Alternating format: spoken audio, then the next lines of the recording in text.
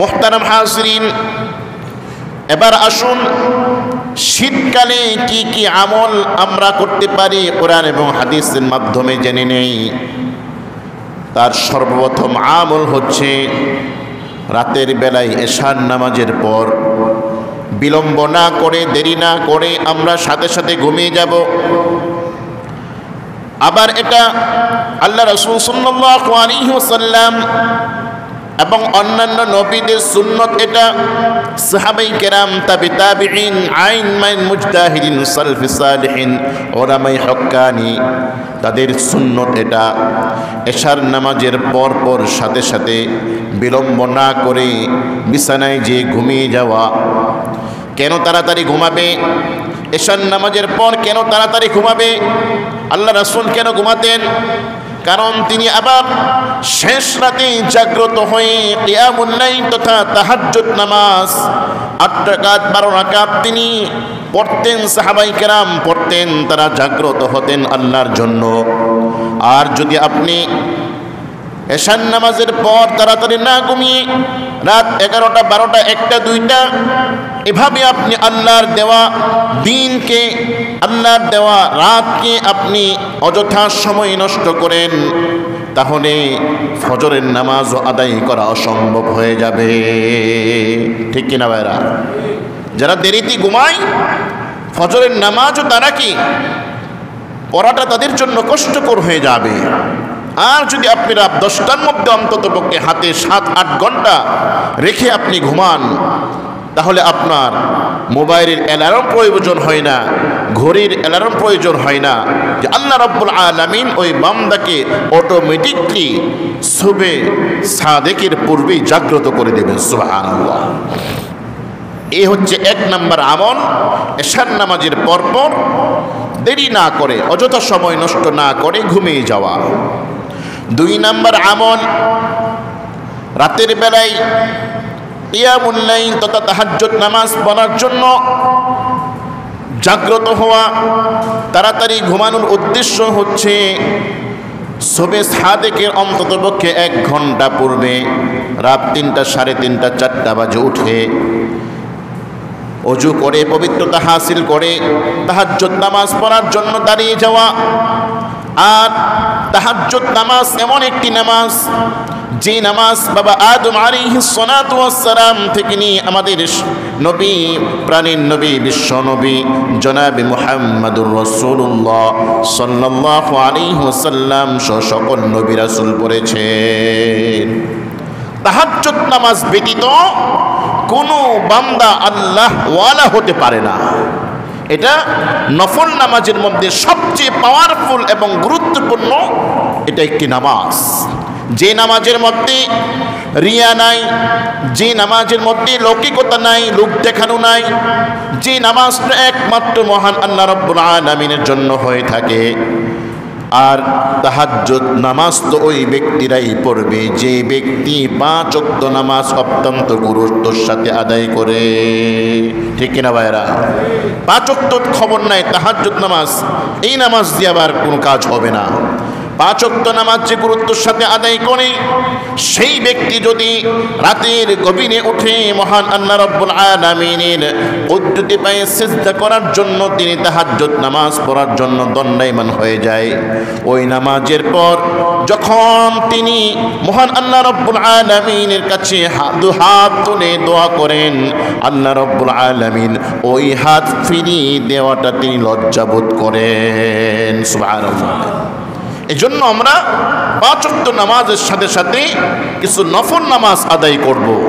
আর নফল নামাজ হচ্ছে কি, কাল হাসরের ময়দানে যখন ফরজ ওয়াজিবের ঘাটতি হয়ে যাবে, তখন নফলের মাধ্যমে আল্লাহ রাব্বুল আলামিন ফরজ এবং ওয়াজিবের ঘাটতিকে পূর্ণ করে দিবেন। সুবহানাল্লাহ। এই জন্য মাঝে মাঝে নফল নামাজ আদায় করা চাই। বিশেষ করে তাহাজ্জুদ নামাজের মাধ্যমে আমরা ইহকালীন কল্যাণ এবং পরকালীন মুক্তি আমরা আল্লাহ রাব্বুল আলামিনের কাছে আশা করতেই পারি। কারণ মহান আল্লাহ রাব্বুল আলামিন রাতের গভীরে তিনি আরশে আজিম থেকে প্রথম আসমানে এসে বান্দাদেরকে ডাক দিতে থাকেন, ডাক দিতে থাকেন, আছো কি কোনো রোগী? আমি আল্লাহ রব্বুল আলামিনের কাছে চাও, তোমার কি প্রয়োজন? তুমি কি অসুস্থ?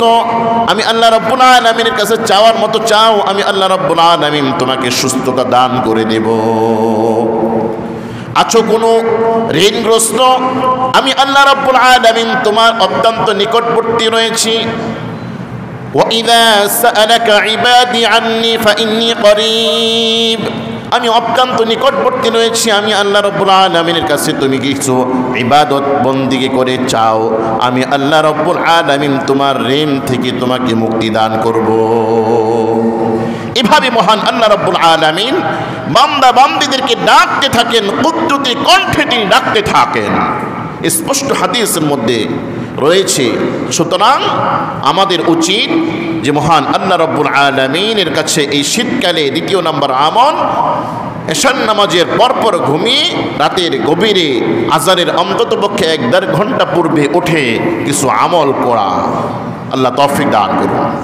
মুহতারাম হাজিরিন, তৃতীয় নম্বর আমল হচ্ছে, যেহেতু শীতকালে দিন ছোট, রাসূল পাক সাল্লাল্লাহু আলাইহি ওয়াসাল্লাম, সাহাবায়ে কেরাম সহ অন্যান্য হক্কানি উলামায়ে কেরামরা দিনের মধ্যে আমল করতেন, সেটা হচ্ছে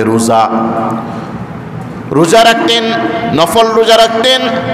ফরজ রোজা তো এটা সকলের জন্য ফরজ, আর নফল রোজা সেটা দীর্ঘদিন হলে অত্যন্ত কষ্টকর হয়ে যায়। আর এখন যেহেতু শীতকাল, দিনের বেলা এই সময়টা অত্যন্ত ছোট, এজন্য আমাদের উচিত রোজা রাখা, মাঝে মাঝে রোজা রাখা। বিশেষ করে প্রত্যেক সপ্তাহে সোমবার এবং বৃহস্পতিবার রোজা রাখা, যেটা আল্লাহ রাসূল সাল্লাল্লাহু আলাইহি ওয়াসাল্লাম সহ অনেকে রাখতেন। এটা আল্লাহ রাসূলের অন্যতম একটা সুন্নত।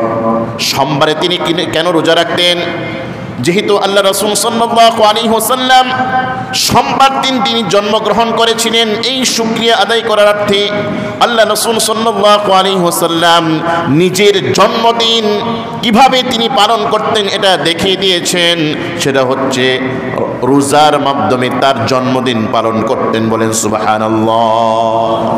হ্যাঁ, আল্লাহ রাসূল জন্মদিন পালন করতেন, নিজের জন্মদিন সপ্তাহে পালন করতেন, বছরে না। আর সেটা কিভাবে, কোন পদ্ধতিতে? রোজা রাখার মাধ্যমে, তার মহান আল্লাহ রাব্বুল আলামিনকে সন্তুষ্ট করার মাধ্যমে তিনি তার জন্মদিন পালন করতেন। বলেন সুবহানাল্লাহ। আর বৃহস্পতিবার কেন রোজা রাখতেন? কারণ বৃহস্পতিবার বান্দার আমল মহান আল্লাহ রাব্বুল আলামিনের কাছে পেশ করা হয়।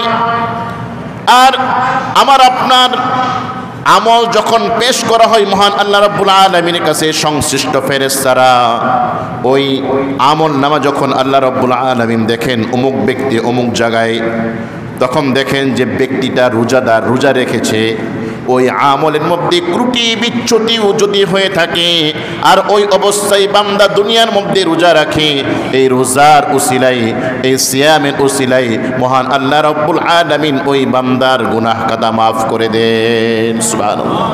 এই জন্য বৃহস্পতিবার রোজা রাখা, প্রত্যেক সপ্তাহে আল্লাহ রাব্বুল আলামিনের কাছে আমার আপনার আমল পেশ করা হয়। এই অবস্থায় রোজা রাখলে ওই আমলের মধ্যে ত্রুটি বিচ্যুতি গুনাহ থাকলে আল্লাহ রাব্বুল আলামিন গুনাহগুলো নেক দ্বারা পরিবর্তন করে দিবেন। সুবহানাল্লাহ। মুহতারাম হাজিরিন, চতুর্থ নম্বর আমল হচ্ছে, যে ওযুর ব্যাপারে সাবধানতা অবলম্বন করা। ওযুর ব্যাপারে সাবধানতা অবলম্বন করা। হাদিসের মধ্যে তো আছে যে প্রকৃতপক্ষে মুমিন তো সদা সর্বদাই ওযু করবে, ওযু ছুটে গেলে সাথে সাথে ওযু করে নেবে। এটার ফজিলত অত্যন্ত বেশির থেকে বেশি। বিশেষ করে শীতকালে অনেকে ওযু করতে চায় না, আবার শীতকালে প্রচণ্ড ঠান্ডার সময় যখন ফজরের নামাজের আজান হয়ে যায়, তখন শয়তান তার শরীরগুলো টিপতে থাকে আর বলতে থাকে, ওয়াসওয়াসা দিতে থাকে, আরে এত ঠান্ডা পানি দিয়ে কিভাবে তুই ওযু করবি আবার নামাজ পড়বি, এভাবে শয়তান ওয়াসওয়াসা দিতে থাকে। এই জন্য আমরা শয়তানের শরীরের মধ্যে লাথি মেরে মহান আল্লাহ রাব্বুল আলামিনকে কল্পনা করে, জান্নাত জাহান্নামকে কল্পনা করে আমরা আজানের পূর্বে অবশ্যই উঠে গিয়ে আমরা ওযু বানিয়ে আমরা নামাজের জন্য প্রস্তুতি গ্রহণ করব। পারবো তো ইনশাআল্লাহ? তাহলে চতুর্থ নাম্বার আমল হচ্ছে যে ওযুর ব্যাপারে সাবধানতা অবলম্বন করা। মুহতারাম হাজিরিন, তাহলে শীতকালে আমাদের আমল সমূহ কি কি?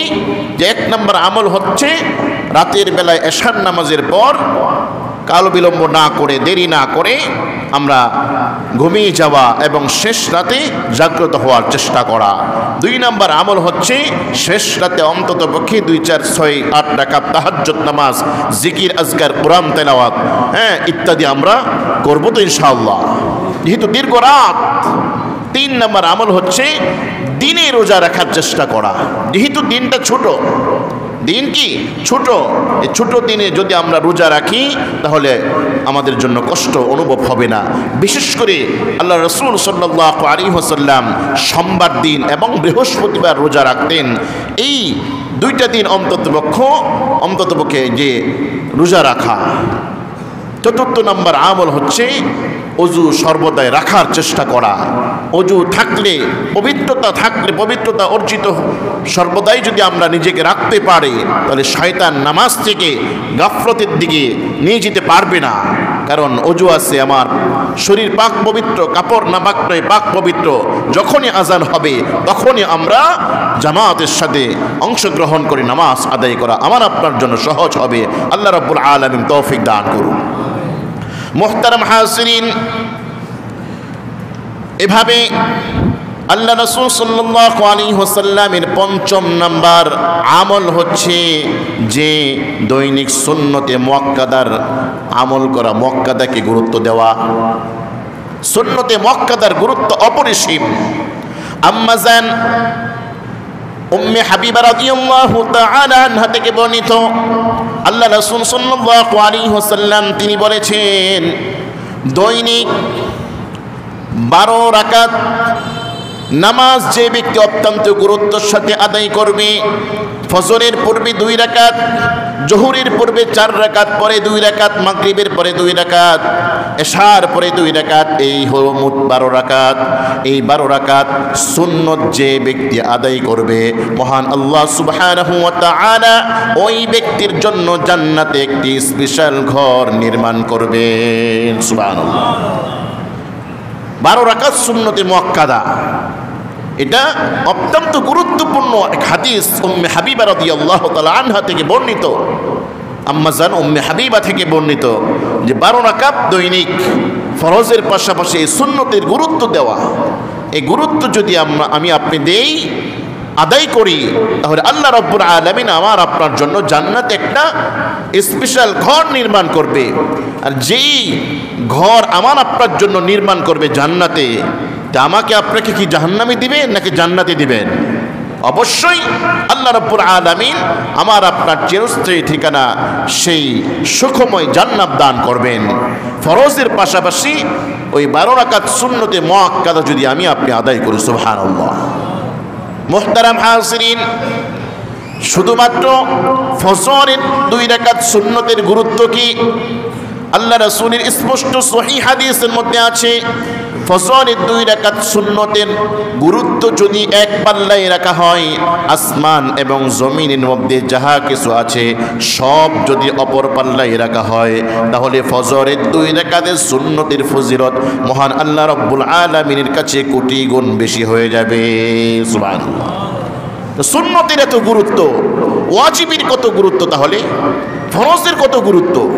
এই জন্য নামাজ পড়বো তো আমরা ইনশাআল্লাহ। নামাজ থেকে গাফেল আমি আপনি যদি হয়ে যাই, তাহলে এটার জবাব মহান আল্লাহ রাব্বুল আলামিনের কাছে কিভাবে দিব? এজন্য পৃথিবীর যে প্রান্তে থাকি না কেন, যেখানেই থাকি না কেন, যেথায় থাকি না কেন, আকাশে থাকি, জমিনে থাকি, পানির নিচে থাকি, সব জায়গায় আমার আপনার জন্য অপরিহার্য ফরজ দায়িত্ব হচ্ছে 5 ওয়াক্ত নামাজ আদায় করা। অসুস্থ থাকি, সুস্থ থাকি, মস্তিষ্ক যদি ঠিক থাকে, পাগল না হই, তাহলে আমি আপনি ওই হাসপাতালের বেডের মধ্যে শোয়া অবস্থায় আমার আপনার জন্য নামাজ ফরজ। লাইফ সাপোর্টে থাকলেও যদি হুঁশ থাকে তার জন্য ইশারা করে হলেও তার জন্য নামাজ অপরিহার্য, ফরজ। এই জন্য মুহতারাম হাজরিন, নামাজের গুরুত্ব দিই। আল্লাহ রাসূল মৃত্যুর পূর্বে শুধু তিনি বলেছেন আস-সালাত আস-সালাত ওমা মালাকাত আইমানুকুম, নামাজ নামাজ, এবং তোমাদের অধীনস্থ যারা আছে তাদের ব্যাপারে সাবধান। মুহতারাম হাজরিন, শীতকালে সামাজিকভাবে আমাদের কিছু দায়ী দায়িত্ব আছে। দায়ী দায়িত্ব কি? যারা গরিব, যারা অসহায় তাদের জন্য, যারা স্বাবলম্বী তাদের জন্য কিছু দায়ী দায়িত্ব আছে। এক নম্বর দায়ী দায়িত্ব হচ্ছে যারা গরিব তাদের জন্য বস্ত্র কাপড়ের ব্যবস্থা করা, কাপড়ের ব্যবস্থা করা। কারণ শীতকাল মানুষের শীতকে মোকাবেলা করার জন্য, শীতের মধ্যে তার শরীরকে আরাম দেওয়ার জন্য কি দরকার? কাপড় দরকার। এই জন্য যারা টাকাওয়ালা পয়সাওয়ালা আছি তাদের দায়িত্ব হচ্ছে যারা অধীনস্থ তাদের খোঁজখবর নেওয়া, এলাকার মধ্যে যারা গরিব অসহায় তাদের খোঁজখবর নেওয়া, এটা তাদের জন্য একান্ত কর্তব্য। কারণ তাদের যদি খোঁজখবর নেই লস নাই তো। কারণ আল্লাহ রাসূল সাল্লাল্লাহু আলাইহি ওয়াসাল্লাম হাদিসের মধ্যে তাদেরকে উৎসাহ দেওয়ার জন্য এবং তাদের পুরস্কার কি হবে সেটাও তিনি বলে গিয়েছেন। আল্লাহ রাসূল সাল্লাল্লাহু আলাইহি ওয়াসাল্লাম তিনি বলেন যে কিয়ামতের ভয়াবহতার সময় যে ব্যক্তি মানুষকে সাহায্য সহযোগিতা করবে ওই ভয়াবহতা তাকে আক্রান্ত করতে পারবে না। সুবহানাল্লাহ। এভাবে মহান আল্লাহ রাব্বুল আলামিন নিজে ওই ব্যক্তিকে সাহায্য করবেন যে ব্যক্তি অসহায়ের পাশে দাঁড়ায়। শুধু বস্ত্র নয়, যখন তখন মানুষ যখন বিপদগ্রস্ত হয়, বিপদে পড়ে যায়, সেই ব্যক্তির পাশে দাঁড়িয়ে যায়। সে নিজের পকেটের টাকা দিয়ে হোক অথবা সে তার অধীনস্থ যারা প্রভাবশালী আছে, টাকাওয়ালা আছে, তাদের কাছ থেকে টাকা উঠিয়ে দেওয়া হোক, যেভাবে হোক তাকে যখন সাহায্য করবে মহান আল্লাহ রাব্বুল আলামিন কাল কিয়ামতের ময়দানে ওই ব্যক্তির জন্য আল্লাহ নিজে সাহায্য করবেন। সুবহানাল্লাহ। শুধু তাই নয়, বিপদগ্রস্ত দুস্থ মানবতার কল্যাণে আমরা অনেক সময় আমরা নিজেরা দিয়ে থাকি এবং সাথে সাথে অন্যদেরকে উৎসাহিত করি। এবারও শীতে যখন মানুষ বিভিন্ন জায়গায় কষ্ট করবে তাদের পাশে আমরা দাঁড়াবো ইনশাআল্লাহ।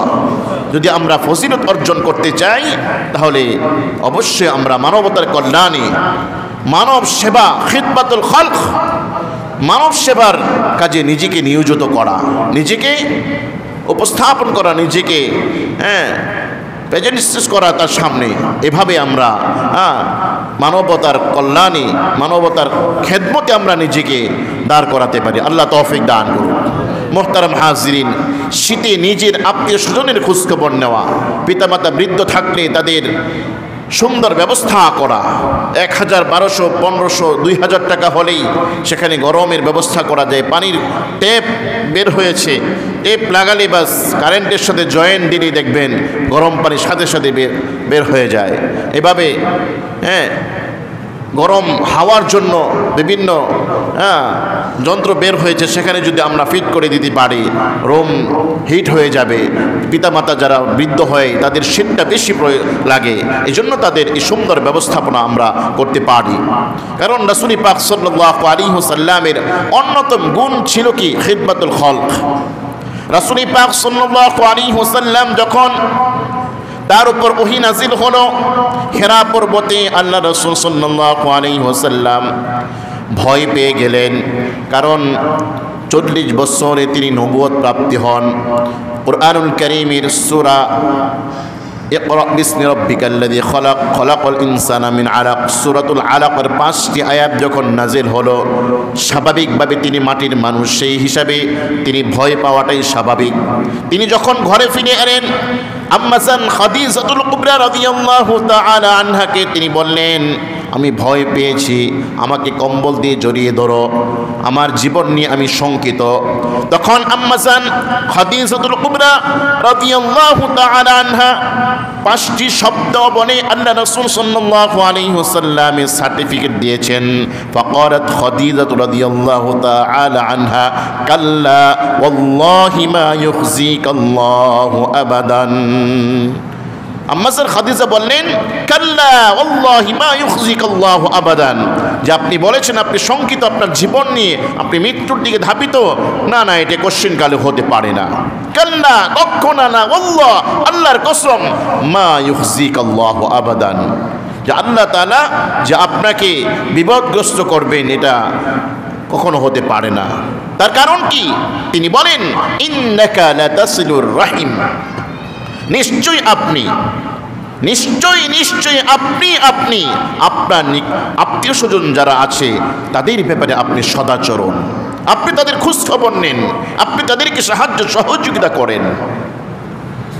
যার কাছে এই গুণ থাকতে পারে তার জীবন নিয়ে শঙ্কিত এটা হতে পারে না। দ্বিতীয়বার বলেন, ওয়াতাহমিলুল কাল্লা, আপনি অসুস্থ অসহায় যারা তাদের বোঝাকে বহন করেন, আপনি বিশ্ব নবী হয়ে, আপনি মুহাম্মদ রাসূলুল্লাহ সাল্লাল্লাহু আলাইহি ওয়াসাল্লাম হয়ে অসহায় যারা তাদের অসহায়ত্বর ভার নিজের কাঁধে আপনি তুলে নেন, তাহলে আপনার জীবন নিয়ে শঙ্কিত হওয়ার কারণ কি? এভাবে আম্মা জান খাদিজাতুল কুবরা রাদিয়াল্লাহু তাআলা আনহা তিনি বলেন, ওয়াতাকসিবুল মা'দুমা, যারা নিঃস্ব সমাজের মধ্যে আপনি তাদেরকে সাহায্য করেন।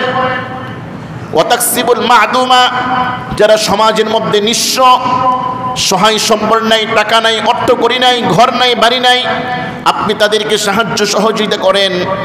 আর কি? অতাকরুদ দাইফা, আপনি মেহমানদেরকে আপ্যায়নের ব্যবস্থা করেন। মেহমান আসলে তো আমরা খুশি হই না, বেজার হয়, বেশিরভাগ বেজার হয়, কিন্তু এটা আল্লাহ রাসূলের সুন্নত না। মেহমান আসা মাইনেই হচ্ছে বরকত নিয়ে আসা। সুবহানাল্লাহ। হযরত ইব্রাহিম আলাইহিস সালাতু ওয়াস সালাম তিনি মেহমানদেরকে আপ্যায়ন করতেন, মেহমান পেতে তিনি খাবার খাইতেন না। সুবহানাল্লাহ। আল্লাহ রাসূল সাল্লাল্লাহু আলাইহি ওয়াসাল্লাম মেহমান আসাটা নিজের জন্য কি কল্যাণকামী মনে করতেন, আল্লাহর পক্ষ থেকে রহমত এসেছে এটা তিনি মনে করতেন। বাহ্যিক দৃষ্টিকোণ থেকে দেখা যায় যে মেহমানের জন্য আপ্যায়ন করতে হবে, এই করতে হবে, সেই করতে হবে, ভালো খাবারের ব্যবস্থা করতে হবে। হ্যাঁ, বাহ্যিক দৃষ্টিকোণ থেকে অনেক কিছু দেখা যায়, যেটা দেখা যায় সেটা কি ভিতরে কি আছে সেটা কি দেখা যায় না। যেটা ভিতরে দেখা যায় বাহ্যিক দৃষ্টিকোণ থেকে সেটা দেখা যায়, উপলব্ধি করা যায় না। এই জন্য মেহমান আসাটা নিজেদের জন্য কল্যাণকামী মনে করা। আল্লাহ রাসূল সাল্লাল্লাহু আলাইহি ওয়াসাল্লাম যে শুরু লগ্নে থেকে তিনি মেহমানদেরকে আপ্যায়ন করতেন। আতি অতুইনু আলা নওয়াইবিল হক, যে হক পন্থের দূরদর্শিকা যারা রয়েছে, হক পন্থে অবিচল যারা, তাদেরকে তিনি সাহায্য সহযোগিতা করতেন। এভাবে আল্লাহ রাসূল সাল্লাল্লাহু আলাইহি ওয়াসাল্লাম মানবতার কল্যাণে তিনি নিজের জীবনকে উৎসর্গ করার জন্য সদা সর্বদা তিনি প্রস্তুত থাকতেন। সুবহানাল্লাহ বলেন। খিদমাতুল খালক, এটা এমন একটা গুণ আল্লাহ রাসূলের, যেটা আমরা যদি অর্জন করি তাহলে দেখবেন আমাদের ইহকালীন কল্যাণ আসবে, পরকালীন মুক্তি আসবে। তাই আসুন আমরা এই গুণটা অর্জন করি।